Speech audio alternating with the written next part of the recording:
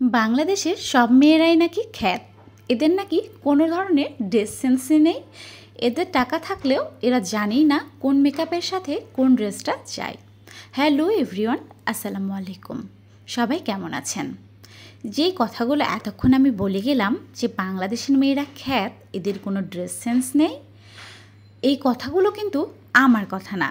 এই কথাটা কিন্তু আমাদের বিখ্যাত স্টাইলিশ বড়লোকি জিন আপার কথা। আমি কার কথা বলছি আপনারা কি বুঝতে পারছেন? এটা হচ্ছে সেই ভাইরাল বিখ্যাত উদ্যোক্তা মাহিয়া মাহির কথা, যে গ্ল্যামারাস মাহি হিসেবে পরিচিত একজন বিজনেসম্যান। সে নিজেকে অনেক স্মার্ট সুন্দরী বলে নিজেকে পরিচয় দেন, কিন্তু নিজেই যে আসলে একটা আস্ত বড় খ্যাত সে নিজেও বুঝতে পারে না। আরে জিনাপা, আপনি যাদেরকে এই কথা বলছেন, আপনি বিজনেসটা করেন কোথায় একটু বলবেন?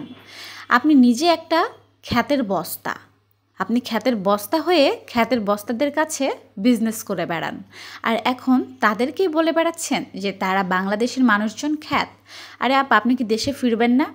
আপনার বিজনেসটা কাদেরকে নিয়ে একটু বলবেন কাইন্ডলি। আপনি কিছুদিন আগে যে ধরনের অভিনয় করে গেছেন, বাংলাদেশের মানুষদেরকে যে অভিনয়টা দেখিয়ে গেছেন, তা বাংলাদেশের মানুষ কি ভুলে গেছে? তারা কিন্তু কেউ ভুলে নাই, আপনার অভিনয়গুলো কেউ ভুলে নাই। আমার কথা হচ্ছে, আপুটা নিজেকে একমাত্র স্টাইলিশ স্মার্ট মনে করে বাংলাদেশের মধ্যে।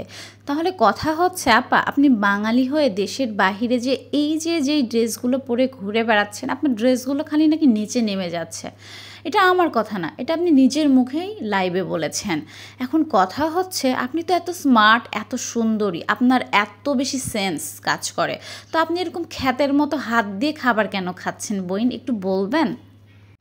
আমার জানা মতে আপনি খুব নিম্নবিত্ত পরিবার থেকে কিন্তু উঠে এসেছেন, আর আজকের পজিশনে আসতে ওই যে আপনার অতিরিক্ত স্মার্টনেস, এটার জন্যই হয়তো আপনি খুব দ্রুত উপরে উঠতে পেরেছেন। সবাই তো আপনার মতো এত স্মার্টনেস হতে পারে না আপা, তাই জন্য হয়তো এত তাড়াতাড়ি কেউ সহজে এত বড়লোক হয়ে যেতে পারে না। অর্থই যে অনার্থের মূল, এই কথাটা আবারও আপনি এই সময়ে এসে প্রমাণ করেই দিলেন। তো অতিরিক্ত স্মার্টনেস হতে গিয়ে কিন্তু জিনাপা আপনার এই আজ বেহাল দশা। সো নিজেকে শুধরে নেন, সময় আছে এখনও। আলতু ফালতু কথা না বলে, ভাইরাল না হওয়ার চেষ্টা না করে নিজেকে সংযত রাখুন, ভালো হওয়ার চেষ্টা করুন। তো আজকের ভিডিওটা এই পর্যন্তই, আর বাড়াতে চাচ্ছি না। সবাই ভালো থাকবেন, সুস্থ থাকবেন, দেখা হবে নেক্সট ভিডিওতে।